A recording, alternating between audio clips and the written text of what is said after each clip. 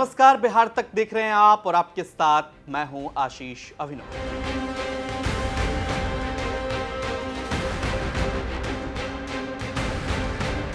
चुनावी बिसात बिक चुकी है। लोकसभा के इस खास कड़ी में बात करेंगे लोकसभा सीट सुपौल के बारे में। सुपौल सीट परिसीमन के बाद 2008 में बना और अब तक के हुए 3 चुनाव में नीतीश कुमार की पार्टी जेडीयू के लिए यह सीट मुफीद रही है। इस बार के लोकसभा चुनाव में किसे टिकट मिलेगा, कौन से उम्मीदवार का पलड़ा भारी है, करेंगे इस पर बात और जानेंगे इस सीट के समीकरण के बारे में। सुपौल के उत्तर में नेपाल है, ऐसे में यह लोकसभा क्षेत्र इस मायने से भी काफी महत्व रखता है। इसके साथ इसकी सीमा एक तरफ सीमांचल तो दूसरी तरफ मिथिलांचल से लगती है, इसलिए और ज्यादा दिलचस्प हो जाता है। इसके राजनीतिक महत्व को ये चीजें और बढ़ा देती है। इससे पहले मिथिला का हिस्सा हुआ करता था। इसे पौराणिक समय में मत्स्य क्षेत्र भी कहा जाता है। 1991 में सुपौल को जिला बनाया गया और साल 2009 में यह सीट जेडीयू के खाते में गई। यहां से विश्व मोहन कुमार लोकसभा पहुंचे। वहीं साल 2014 में कांग्रेस के दिग्गज नेत्री रंजीत रंजन, जो पप्पू यादव की पत्नी है, उन्होंने यहां से जीत हासिल की। रंजीत रंजन ने मोदी लहर में जेडीयू उम्मीदवार दिलेश्वर कामत को मात दी, लेकिन साल 2019 में कमजोर पड़े गठबंधन में रंजीत रंजन को दिलेश्वर कामत के हाथों हार का सामना करना पड़ा। लेकिन रंजीत रंजन को कांग्रेस पार्टी में ठीक ठाक सम्मान मिला और उन्हें राज्यसभा भेज दिया गया छत्तीसगढ़ से।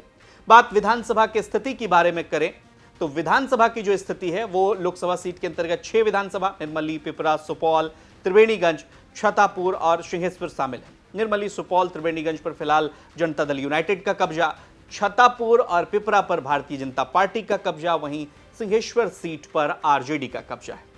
बात जातिगत समीकरण की भी करते हैं। सुपौल संसदीय क्षेत्र में यादव और मुस्लिम वोटरों का दबदबा है अच्छी खासी संख्या में।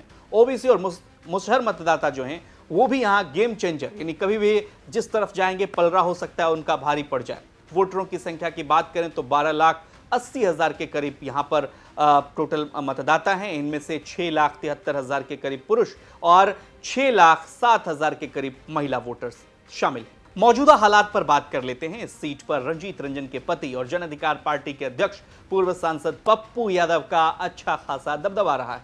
लगातार इस क्षेत्र में एक्टिव भी रहे हैं। इस सीट पर रंजीत रंजन को तब सफलता मिली जब बीजेपी और जेडीयू 2014 में अलग होकर चुनाव लड़ी, मतलब मोदी लहर में आप समझिए। 2024 में भी भाजपा जेडीयू अलग अलग चुनाव लड़ेगी।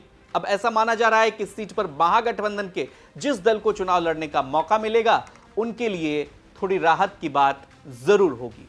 देखना है पप्पू यादव क्या करते हैं। स्थानीय मुद्दे की बात कर लेते हैं। नेपाल से सटे होने के चलते कोसी नदी की वजह से हर साल सुपौल में बाढ़ भारी तबाही मचाती है।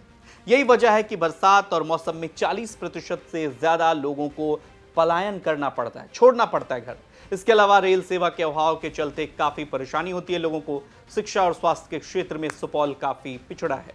उद्योग धंधे नहीं होने की वजह से हर साल सैकड़ों लोग यहां से पलायन करते हैं। तमाम सारी समस्याएं हैं। अब देखना है 2024 में जनता किस मुद्दे पर अपना वोट करेगी। और एक सवाल और यहां पर पनपता है कि क्या पप्पू यादव जब अभी तक ना तो महागठबंधन में हैं और ना ही किसी अन्य दल में हैं, तो देखने वाली बात होगी कि उनका क्या स्टैंड रहता है। क्या वो अपनी दावेदारी कहां से ठोकेंगे। हालांकि एक तरफ पूर्णिया की वो बात कर चुके हैं, यहां से किसको उम्मीदवार बनाया जाता है और क्या महागठबंधन के जितने अभी दल हैं उनमें से पप्पू यादव को तरजीह दी जाएगी और ये सीट उनको दिया जा सकता है। और भी भारतीय जनता पार्टी की तरफ से, एनडीए की तरफ से कौन उम्मीदवार होंगे, ये भी देखने वाली बात होगी। जनता किस मुद्दे पर वोट करेगी ये हमें आप कमेंट करके जरूर बताइए और वहां की लोकल समस्याएं क्या है ये भी हमें आप जरूर बताइए कमेंट करके। आपकी प्रतिक्रिया जब आती है तो निश्चित रूप से हम उस पर एक्शन लेते हैं, कई तरह की खबरें करते हैं, इसलिए अपनी प्रतिक्रिया हमें जरूर दें। मिलते हैं अगले एपिसोड। नमस्कार।